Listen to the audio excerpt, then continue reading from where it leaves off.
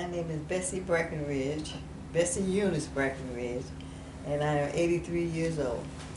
Well, Miss Breckenridge, I have known you my whole life. I've known your family. Our families have been close for years. So tell me, where were you born? Warren, Ohio, in a brick house on Pine Extension. Okay. So, what were your parents' names? My mother was Mary Moses Breckenridge, and my father was George Samuel Breckenridge. And what was your mother's maiden name? Moses. Oh, Moses. Yes. Okay, and so where were they born? Tennille, Georgia. Yes, she was, and he was born in Mays Lick, Kentucky. So, do you know the story of how they met and how they ended up coming to Warren? Well, not really. Well, my mother and them, they migrated from Tennille, Georgia to Warren. And I think my father and them were already here. And I don't know how they got together, but I know they both lived in this brick house where I was born at on Pine Extension. Okay. It was like a duplex. It belonged to the bosses of Republic Steel. So they rented it out for $10 a month. No lights, no water, no gas. So that, and but they stayed over there and they did good. And when my mother died when I was 10, my dad gave me to his parents to raise. So I was over there, and he kept my sister Dorothy and my brother Kenneth and George Jr. He kept them with himself over in the old Benton home. So, you remember your grandparents? Yeah, my great grandparents too. Oh, so tell me about them. Tell me about them. Oh, my grandparents, they were loving people. Did they all live in Ohio at one time? Yeah, when they migrated to Warren, some kind of way they got hooked up, and they both lived in that house on Pine Extension. Okay, so Pine Extension Past Burton Street. So was that the flats? Was that considered no, the flats? just one house out there. Oh. Mm-hmm. And it belonged to the people that owned the Republic Steel, Yes, but it yes. didn't have no utilities. Nope. So my grandfather, he found when I came on the scene and had to move with them, he had this wooden trailer, it's like a sled, and he had those milk cans, and he would go downtown down on Pine Street, and they let him fill it up with water, and he'd go to the gas station. But we had several of them, and my grandmother had one of the first gasoline wringer washers, and she had to just tap it twice, and it would go on and do the clothes. So. And we had a truck guard. They had a truck guard.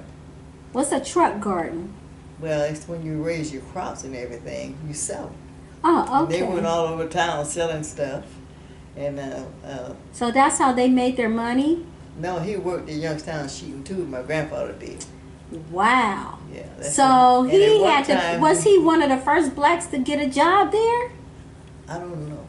He was about. What was his name? Stanley Breckenridge. Stanley L. Breckenridge. And then my mother, she worked at one while. She worked down at Republic Steel because they had ladies working down there. What she do down there? I don't know, but we could wave at her up the window. They was on top of the window. They had a lot of black women up in there doing something. I never knew what it was. Well, so your grandparents both had jobs. Yeah, my other grandfather worked downtown next to the flea market thing, them tracks and things. He worked down there for years, and a can of gasoline blew up and hurt his arm and everything, so he retired. What was his name?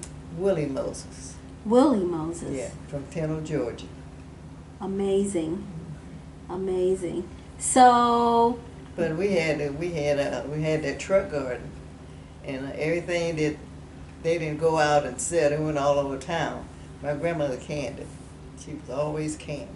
And I had to stand on a chair and keep dishes and things washed up. So where was their garden at? Around the house. Okay. Yeah. Oh, so when you say Pine Street Extension. Yeah, past Burton. Past Burton. You go. It's a dipping name. When you go down, you go up, and it was a road that led from on Burton Street behind where the the cars, that was a big building that looked like the places there, Reed's Apartments, and that's where it was at. Oh. But before my mother died, they had about 12 houses. They called it on Burton Street to the tracks. They called it the Company Road, because people that lived that worked in the Republic still lived in those houses. Oh, okay. So it's where that junkyard is now, where they crush the cars. That's where the house was. Oh, now I understand. Yeah, but now from the on this side, when you're going out of Burton on this side, that's where they crushed the cars. That's had that apartment building.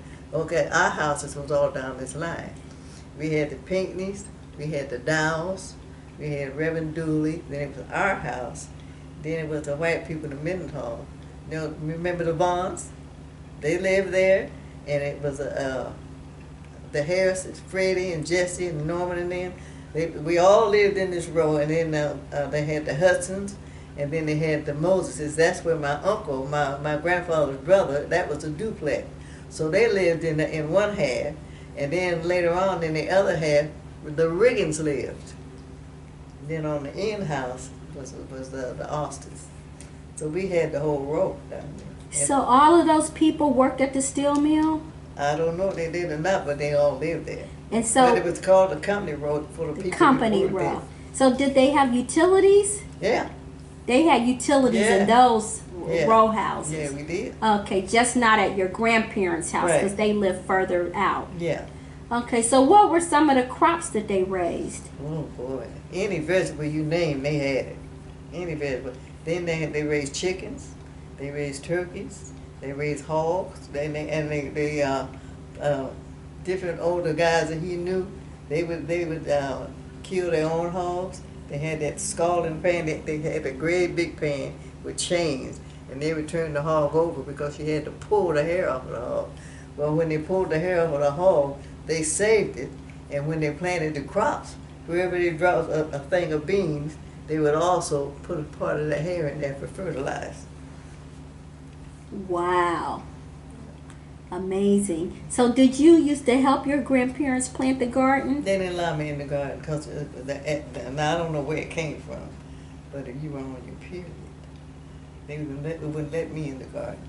Wow, I never heard that before. The vine crops, it would kill them.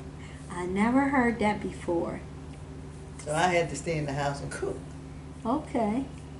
And then we had we didn't have no electric, so they had this radio. They had orders from Sears Roebuck, and then it had a big battery in it, and we plugged it in, and so we had a radio. Wow. So we didn't even have TV back then. No. And so what's some of the programs you used to listen to on the radio? Mostly it was Gallatin, Tennessee, down there where they played all that hillbilly music and stuff. And they could hear Stella Dallas, those soap operas back then. She got them on there too. Wow, amazing. And then we had this big hill. When my grandfather was the treasurer of the church. I don't think nobody knows about this. What church? But it's good. Friendship Baptist.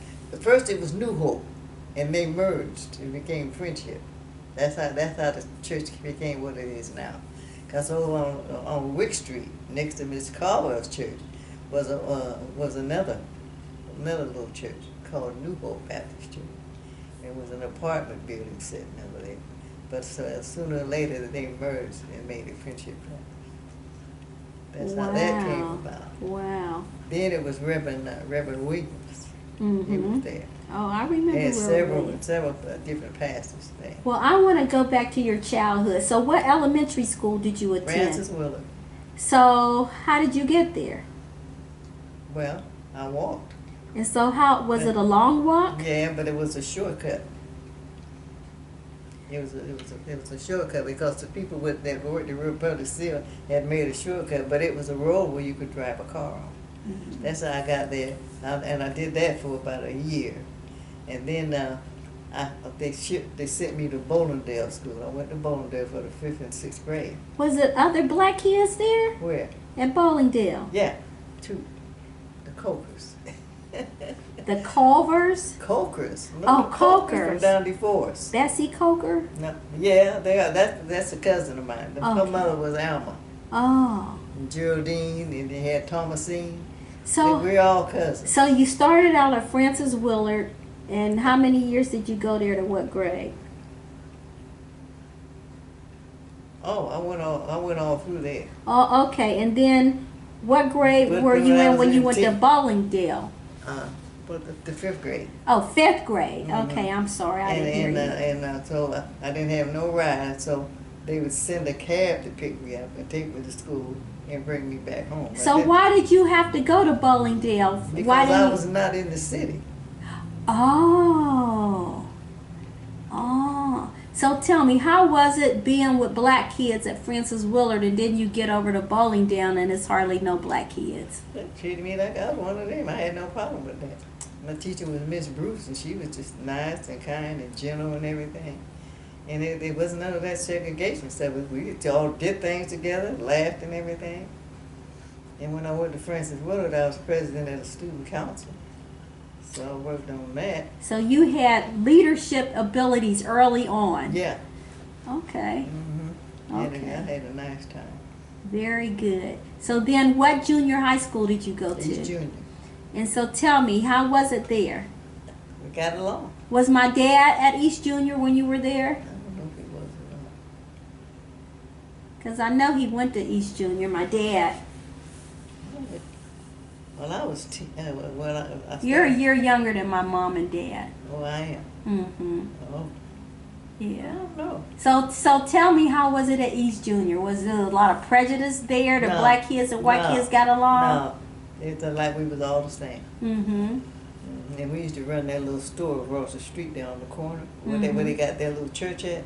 That was the store, and at noon we would sell candy out of there. Oh, okay. So now I was told that black kids couldn't go past Now's Road a certain time because the white kids would bully them and stuff. Do you remember that? I never heard of that. Mm-hmm. Mm. So you never lived in the Benton homes? No.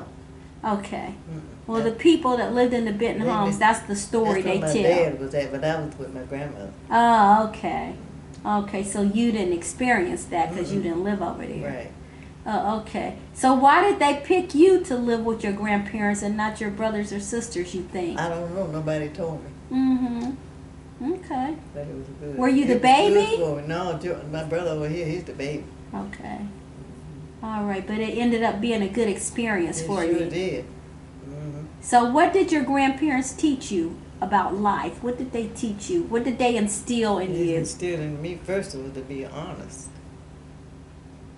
and to love everybody, because we had hobos that would come to the house and want to do little things. My grandmother would tell them no. What's a hobo for people, the young kids, Oh, they don't know? it's the guys that go up and down. Well, they move around and they just stop here and there, and they usually travel 2 or 3 in a pack. I would say. How did they dress? How did they look?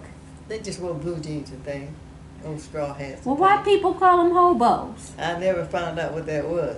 But what we would do, we didn't have to lock no doors. Then you could go off and leave the front door wide open. Nobody went in there. And so my grandmother, she was always baking. So it was at least 3.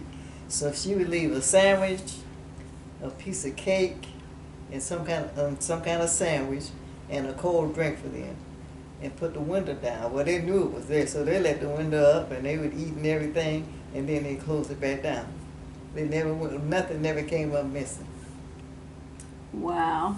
But when my grandfather, when he was treasurer of the church, he would kind of he would turn it in on Mondays. Some Mondays he had to work because he worked at Youngstown Sheep too. So They this were- was Mr. Breckenridge Yeah. or Mr. Moses? Breckenridge. Okay. They raised me.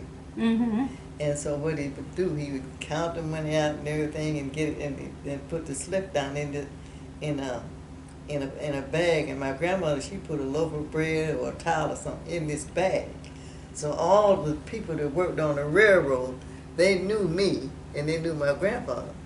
So I got this shopping bag, this shopping bag, I'm walking down the tracks, and one would whistle and let the other one know I was coming.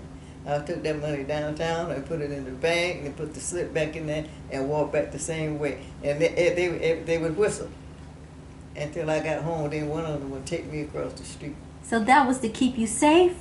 Yeah. That's why they whistled? Yeah. They looked out for you? They looked out for me. Now, would these be black people or white people? They white people. They worked the Republic Steel. Because I was over there by the Open Heart, right across the street from my house. And now my lungs, they only work 60% because I breathed in all them fumes when I was young, and I didn't find out about that until I got in Las Vegas and I got sick. My sister came out and I had a certain cough and she picked it right up. Wow. And that adhesive fluid. I was going to ask you how was it living in front of a steel mill? Was it a lot of soot or it was the smell? Or? Yeah.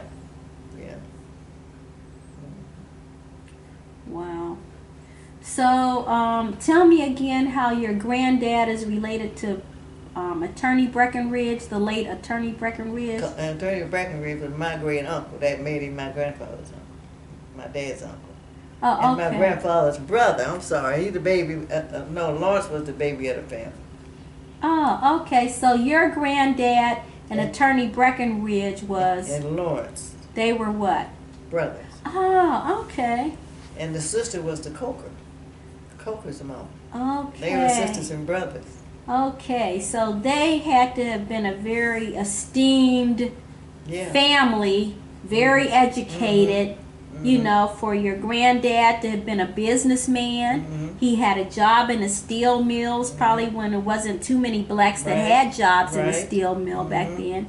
His brother went on to college.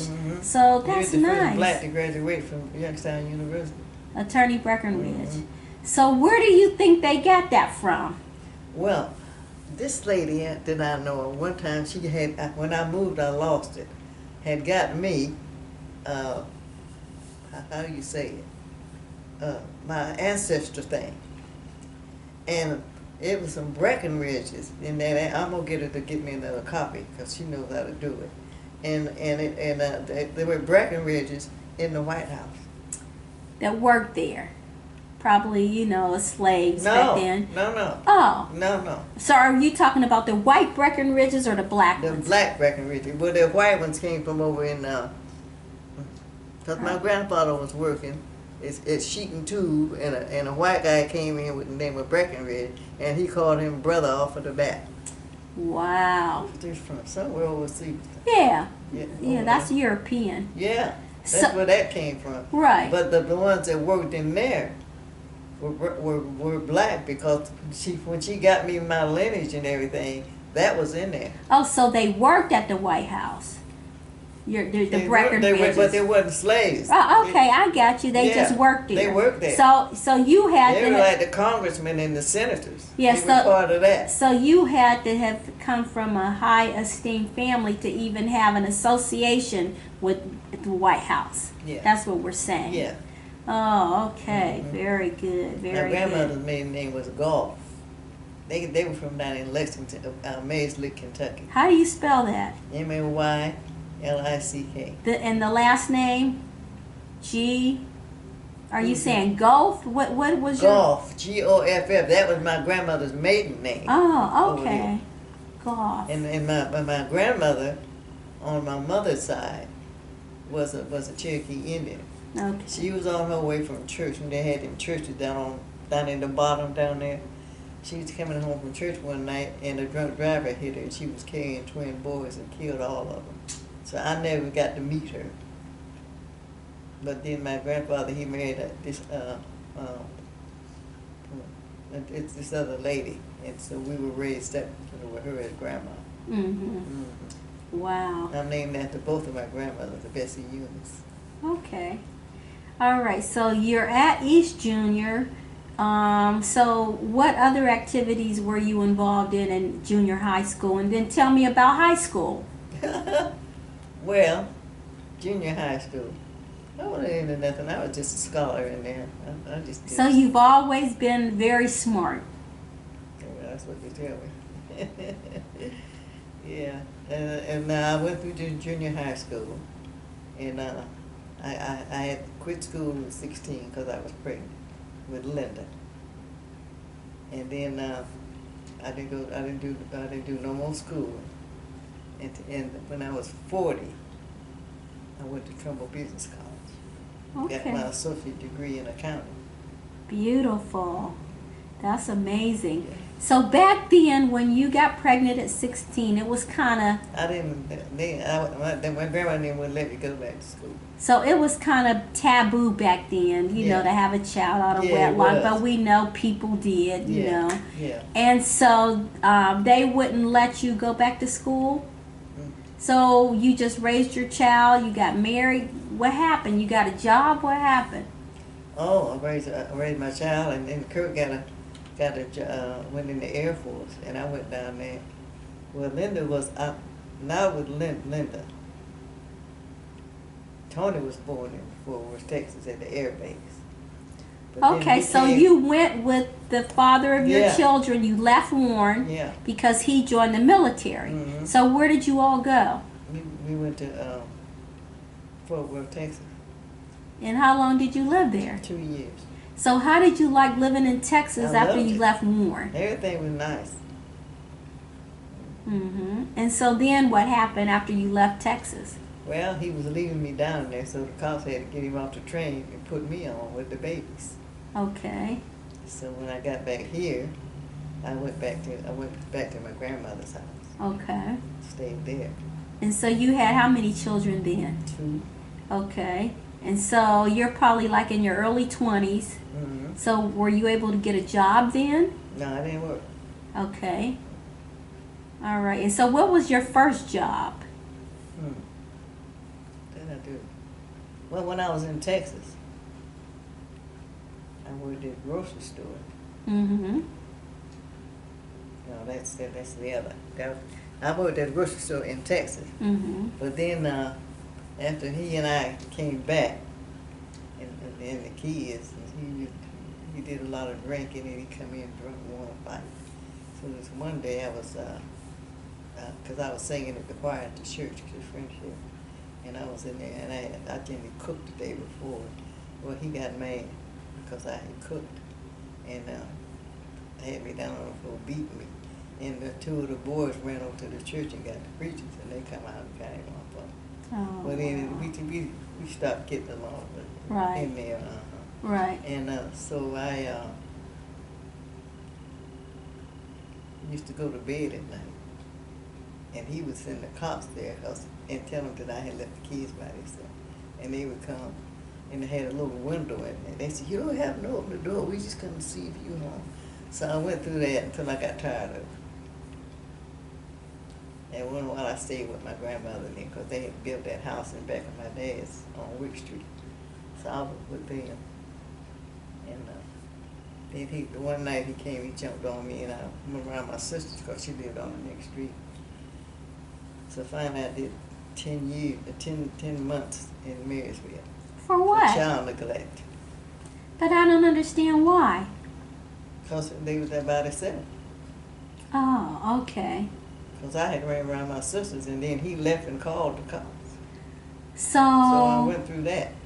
Oh, I see. So it was kind of like a trickery thing. Yeah. He did something to force you to leave. He did.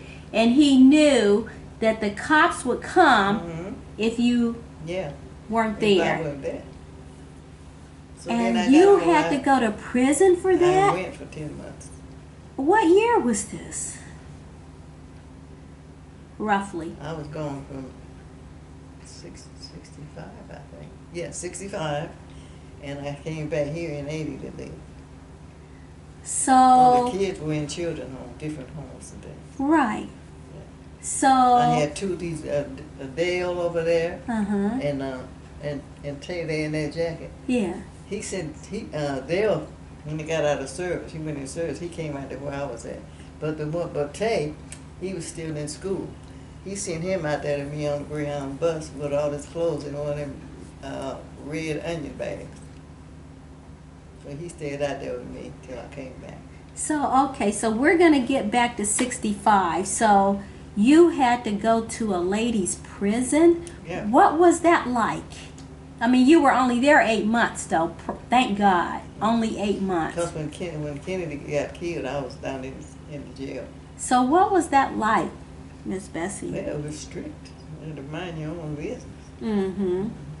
Okay. Yeah. But thank God you only had to do 8 months, right? Mm-hmm. And so when you got out, you came back to Warren. Mm-hmm. And he started the same stuff. And, So I left. I got up. Wow. So you said, so were you able to get your kids back? When I came back. Yeah. Yeah. Okay. And so then after They that. were in foster home. Oh, okay. So were you able to work after that? Were you able to get a job? When I got back here? Yeah. No, because I got married. I married Buddy Eddington. Buddy who? Eddington. Oh, okay. So you got married after you did that horrible. No, I didn't marry. No, I moved to Las Vegas. Oh, okay. So let's get back. So after 65. after you got out of prison, you only did 8 months, and that's when you moved to Las Vegas. When I first came back, yeah. Okay. So how in the world did you end up in Las Vegas? Well, I went out with them. I just had found me another boyfriend because was done with him, and we got the Greyhound bus and went out to Las Vegas. And I was in the library one day. The man told me that I was going to write a book before I died, so I got to start on it. But anyway, I started off working in the laundry, because you could go to the laundry and get a job, because a lot of people would just go on one pay and they wouldn't come back. So it was when I went to the laundry, the lady that did the clothes for the circus, the clown clothes, she hadn't had a vacation in 20 years, so they showed me how to do it. So that's where I started at, because you had to be particular with those outfits they wore. So I worked there, and then I said, I want another job. So I went to, they told me to go downtown to the casino and I tell them I wanted a job, and I had to get my a police card and another card. I got the 2 cards in there. But anyway, I got the job out there as selling money for the slot machines. So I did that until I came back here. So tell me, how was it going to Las Vegas from Warren, Ohio?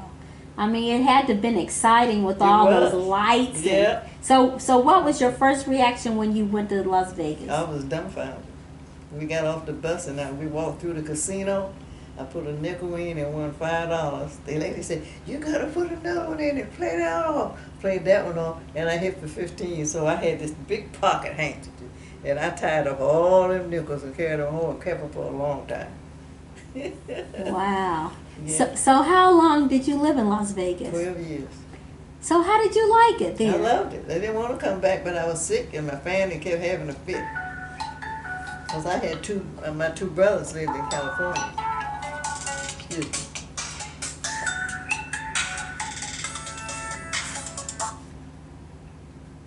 Let me call you right back here.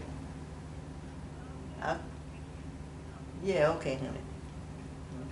Love you. That's friend. They check on me at night and make sure I'm all right.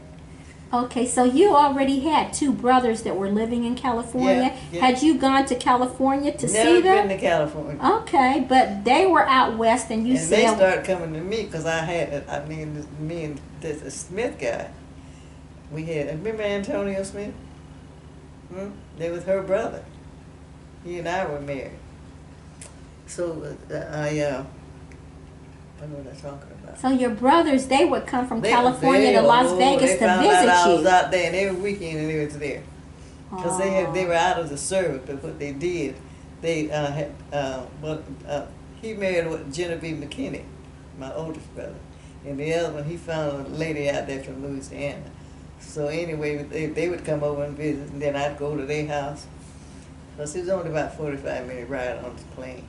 We flew, we didn't ride the bus. Right. Oh, so that had to have been really It was good. exciting that you had family out there and you were living the And good life. My sister came out. Living in Las Vegas. My 2 boys came out, so I had family. So did you used to go to a lot of shows and stuff in Las Vegas? Because I always worked the casino. So I you worked didn't the like midnight shift. That's where the money was. Oh, so you made tips, or how did it Yeah. work? Yeah, if they hit $100 on the slot machine, they gotta give you 10. Oh, okay. My cousin, Dolores Breckenridge, she hit the dime machine that you could, if you don't win, then it climbs up. She hit it for $4,000 out there. Ooh, that was a lot of money back then. Yeah. Wow. Yeah. Okay. And they would switch me around. They'd put somebody, one, about 2 weeks, I would work over there where the big bill was, because they got the big bill machines too. And then we had to rotate. So did you wear a uniform or what? How did you dress? I wore my clothes, and we had this thing to go around our waist. Then they, like at the end, they got one. It was so heavy with that money, they had a thing to go over our shoulders. Oh, okay. Mm-hmm. So back then, that was what, in the 60s or 70s we're talking about? In the 70s. In the 70s. So I remember seeing on television in the 60s, like the movie stars, if they would be playing at the Copacabana or at the MGM, or they weren't allowed to swim in the swimming pool. Remember Dorothy Dandridge when she was performing out there? They wouldn't let her swim in the swimming pool. Right. So do you remember any of that, or it had all passed when you got there? It had all passed. Yeah, Okay. Aretha Franklin and all of them, they come out, they play the slot machines and everything. Oh yeah, so who else did you meet besides Aretha Franklin? Red Fox and Aunt Esther. Okay. I met them, and Tom Jones. Because I kept, well, on the weekends, I would go out, I would still work as an extra maid because I made $75 that day. So I would go out there and I would work and see the stars and everything. They were real nice. Mm-hmm. Mm-hmm. Very good. Yeah, I cleaned up Red Foster's suite with him and Aunt Esther. Oh, yeah. Okay. Mm-hmm. All right. I really enjoyed all that. It was fun. I never been back. That's why I go. I stay. So why did you leave Las Vegas? I got sick. Oh, you did say that. Yeah, and my family insisted that I come home. Wow. But I went back out there, out that way. I went back to California twice because I went out there and buried my two brothers. Oh, wow. Okay. Because the one man that with that McKinney girl, Genevieve, lived on 3rd Street, Miss Wardy and them. It's the grandmother.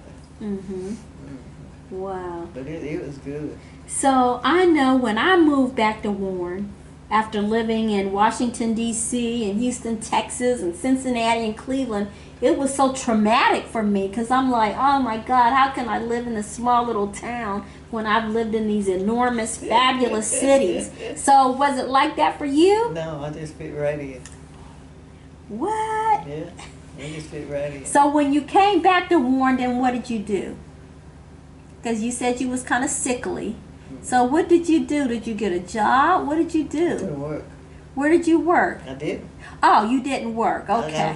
They put me on disability out there. Oh, okay.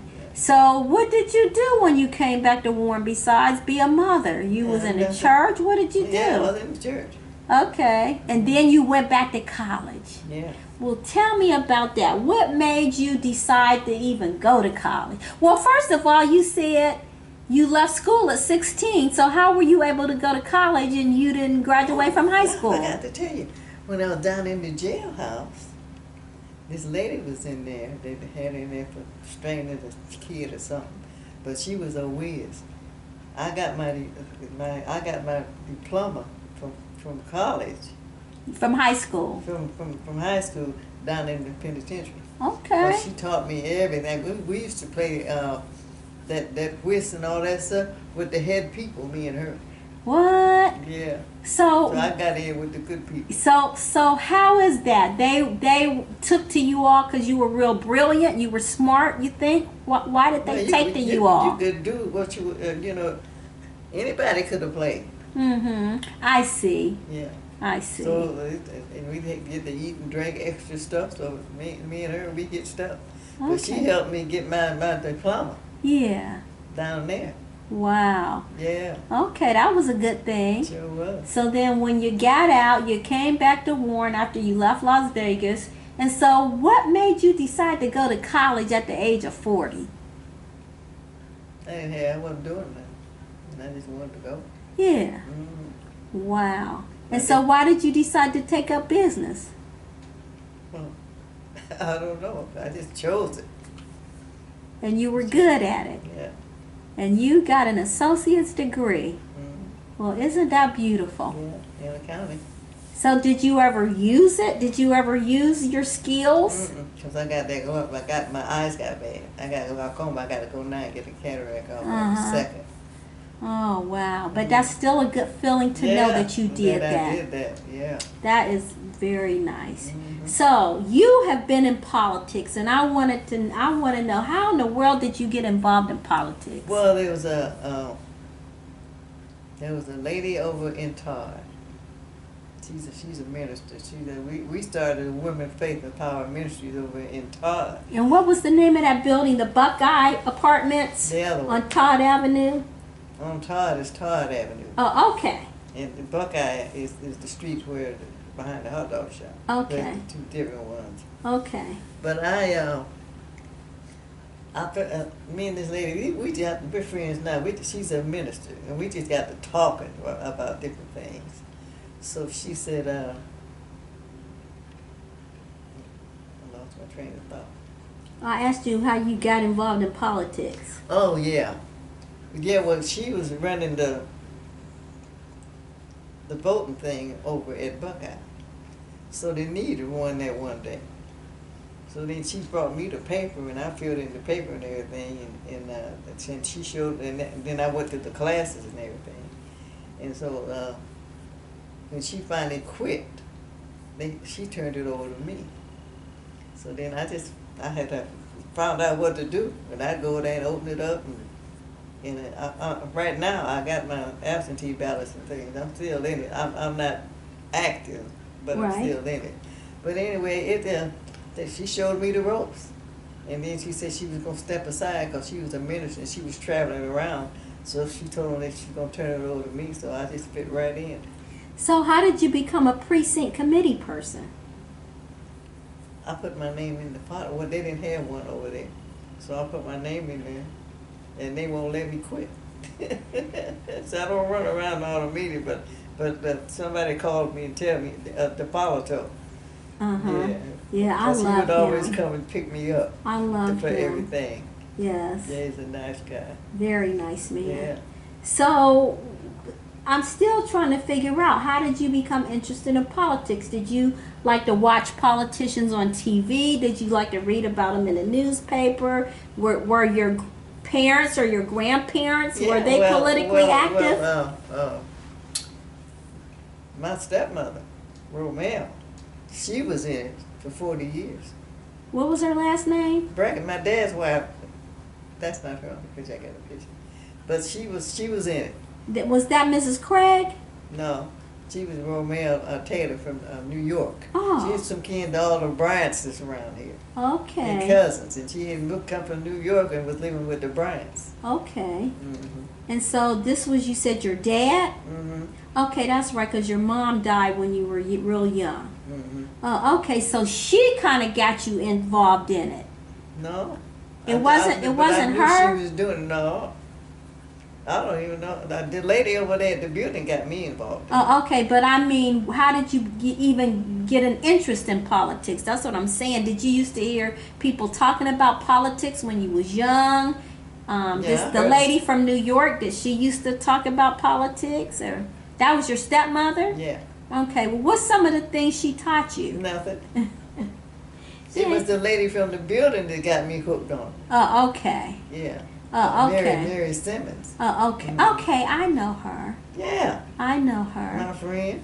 Okay. Mm-hmm. So, but I'm thinking you had to have gotten an interest from somebody, either your grandparents. Was they talking? Was they always talking about we got to go vote or anything like that? They missed the vote. Okay, so tell me, what did they used to talk about? Because you're right. I was raised that voting is sacred like a holy Bible. Yeah. So tell me what you think about that. Why is voting important? They would tell me that if you don't like who's been elected, you can't talk if you don't vote. And I Right. heard them saying that over and over. And see, they probably remembered how their grandparents wasn't allowed to vote. And then people would come around and they would be talking about how the election ran. They asked them, did they vote? They said no. They said, well, we can't talk to you about it. Mm-hmm. So you didn't participate in it. Mm-hmm. Why do you think church was important to your grandparents?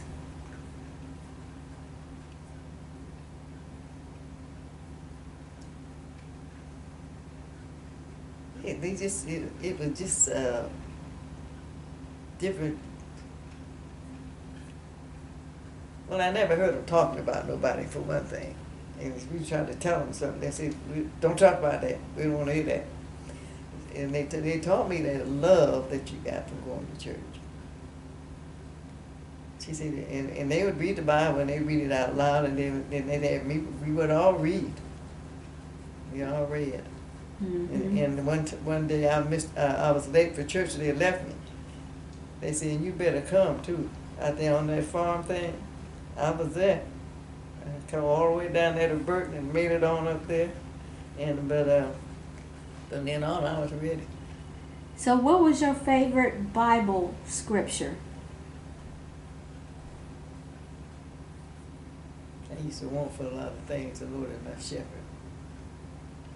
Yeah. That's my favorite I keep too. my Bible promise. All of us, I got books. I go down from here in the morning about 8:30, and I pray down there for the building before anybody come out.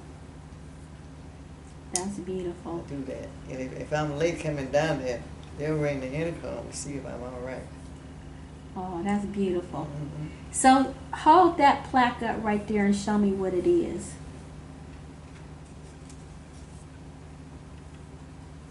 This is my ministry license from the Eagles Can Fly Ministry. I am a licensed ministry. I can marry and bury people. I'm very proud to be associated with Christian stuff. Okay, so tell me about your Christian walk. When did you know that that's what you needed to do? That's what God wanted you to do. When I was 42 years old, when I came back from Las Vegas, I went to church, had been drinking and everything. Me and Pumpkin Warfield, we went in together, and Stacy. We all went to church that one night and decided we'd give our life to the Lord. The Lord touched me and changed my train of thought, and my life not been the same since then. What church was that? At Elder Eddington's church down on Niles Road. Okay. Wow. And your life has not been the same since. Same. And I look back. Yeah. Yeah. So how did you find out about this Bible college that you went to? Or where you got your ordination license? How did you find out about the Eagle organization? Well, the young lady, it's the pastor of it, Rosalind Penn. She used to be, I can't remember the other name. But anyway, she met Tony. She used to come to my house and eat. I didn't find that out until I met her. And she came and talked to Tony. Because Tony had been on drugs and he had got clean. And he ran into her and asked him to come to the church. So I came, we got together and we went to church. And it wasn't like the one we were at, because we were over at Barnes Temple. And we never did get to do no ministering or anything. We just had to sit down because they had a choice few that could do that. So we came down here and joined this church, and we just love it. God is in there in the midst of it. Everybody loves each other. It's just good. That's beautiful. Where are her church services now? They're down here on Stiles Street. Okay. 745 Stiles. It's the house. God gave her the house. She was in the penitentiary, and God told her she was going to preach His word. So he took her to heaven twice and showed her all about heaven and told her, now you go back because you're going to preach my word. And she said when she came out, she had turned her life over to the Lord. And it's just a blessing. People come from everywhere. Yeah, I love her. I've been knowing her since we were Yeah, young. we have a She's good time. she has a beautiful spirit. Yes, and now Beautiful Sunday, spirit. Tony took her to the prom in 1972 at Harding. Yeah, so she's Okay. getting ready to get married now in I think it's October. Oh, okay. Yeah. Very good. Yeah. So, how many kids did you have? 8. 8 kids. Are they all still living? Mm-mm. Okay. I got 8 living, but I lost twin boys. Oh, okay. When they were born, you lost them? I was about 6 months. Oh, okay. They were stillborn, Yeah. right? Okay. So you have 8 kids. Hmm. How many grandkids? Oh, I can't count. 80 something. Greats, grands, great greats. Okay. And so, who did this beautiful picture I of worked you? in the casino, and this guy draw the pictures of people at 3 in the morning. So I went to work and somebody wanted to do my portraits. He said, "Well, come already tomorrow, and I'll do it for you." Cost me $75. Back then, that was a lot of money, but it's absolutely beautiful. Thank you. It's stunning. Mm. It's stunning. So, how many of your children live in Warren, and tell me where the other ones live? Anthony's here. Fran is here. Gary is here. Mark is here. Now Curtis Dale with that little black suit on, he's in Las Vegas. And the big picture over there, Victor, he lives in Baltimore. So, what do they do for a living? The one that lives in Vegas and the one that lives in Baltimore. One that lives in Vegas, a car hit him. He's blind in one eye, so he just loves it out there. He don't want to come back here to stay. Yeah, he's small like he look like Kurt. He's small like he. Now Victor, he did 10 years in the Army, came out of the Army and got hooked up with a Methodist minister who was also a senator in the White House. So he got him a job in the White House, which he worked for 10 years in the White House. Because when the senator lost the next election, he had to come out too. So, what did he do at the White House? He worked in the mailroom. He was a Oh, mailman. fascinating. Mm-hmm. So, he's still in the Baltimore, Washington, D.C. area. Yeah. And getting Oh. ready to come.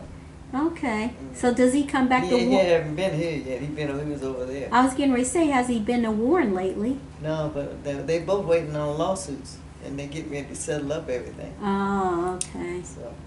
Well, all right then. Mhm. So, is there how do you want to be remembered?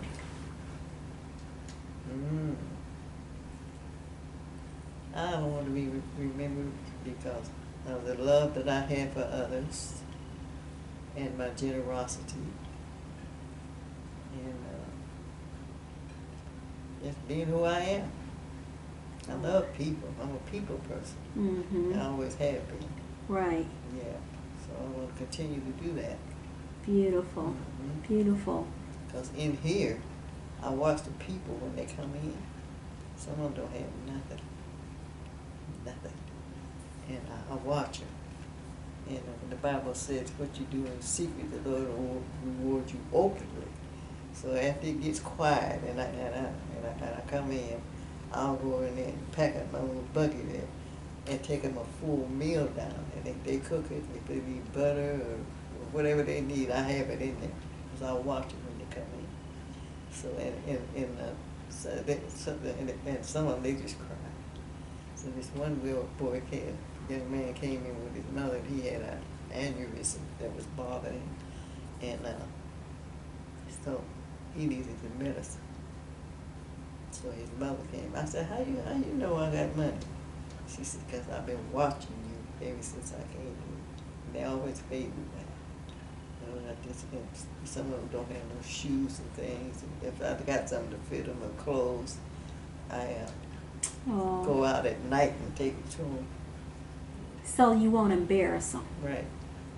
So you have your own ministry. I do. You have your own I'm ministry. breaking people every day. That's beautiful. That is beautiful. Well, anything else you want to say or? No, I'm just happy in Jesus. Amen. Me too. That's why Yeah. I'm smiling right now. Yeah. being in the Happy in company of Jesus. another believer. That's a Yes. beautiful thing for me. Mhm. Okay. Well, thank you so much. That was beautiful.